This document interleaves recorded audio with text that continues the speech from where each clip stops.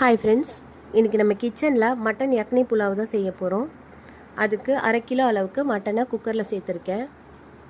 அதில் 1 table spoon கல்லுப்பு, 1 table spoon இஞ்சி பூண்டு பேஸ்ட், 1 பீஸ் பட்டை, 4 ஏலக்காய், 4 கிராம்பு, 1 பிரியாணி இலை, 1 ஸ்டார், 2 மராட்டி மொக்கு, ஒரு பெரிய சைஸ் வெங்காயத்தை ரஃபாக கட் பண்ணி சேர்த்துருக்கேன்.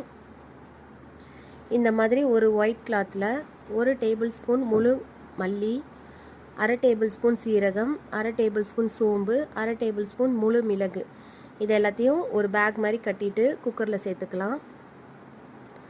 1 கிளாஸ் தண்ணி சேர்த்து வேக வச்சு எடுத்துக்கலாம். இன்றைக்கி இந்த கிளாஸில் தான் 2 கிளாஸ் அளவுக்கு அரிசி எடுத்து ஊற வச்சுருக்கேன். 2 வெங்காயத்தை கோல்டன் கலரில் ஃப்ரை பண்ணி ரெடி பண்ணி வச்சுக்கலாம். மட்டனும் நல்லா வெந்து வந்துருச்சு. இப்போது மசாலா சேர்த்த பேக்கை வெளியே எடுத்துடலாம். இப்போது பிரியாணி செய்கிறதுக்கு பாட்டில் 2 டேபிள் ஸ்பூன் அளவுக்கு நெய் சேர்த்துக்கிறேன். 5 டேபிள் ஸ்பூன் அளவுக்கு ஆனியன் ஃப்ரை பண்ண எண்ணெயையும் சேர்த்துக்கிறேன். எண்ணெய் சூடானதுக்கப்புறம் 1 டீஸ்பூன் ஷாஹி சீரா சேர்த்துட்டு பொரிஞ்சதுக்கப்புறம் 2 வெங்காயத்தை ஸ்லைஸ் பண்ணி சேர்த்துக்கலாம்.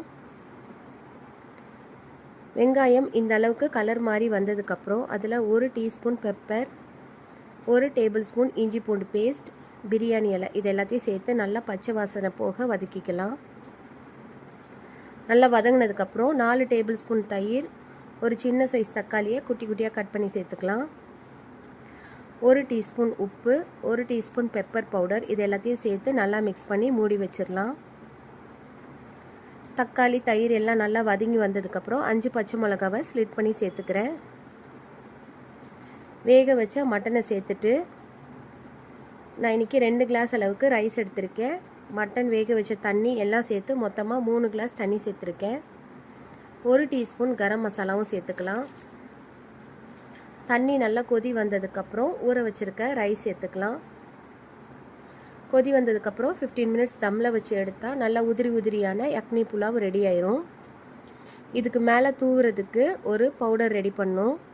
அதுக்கு ஒரு பவுலில் 1 teaspoon chaat masala powder, 1/2 teaspoon chilli powder, 1/2 teaspoon salt, இது எல்லாத்தையும் சேர்த்து நல்லா மிக்ஸ் பண்ணிக்கலாம். இப்போ ரெடியான யக்னி புலாவை சர்விங் பிளேட்டில் மாற்றிட்டு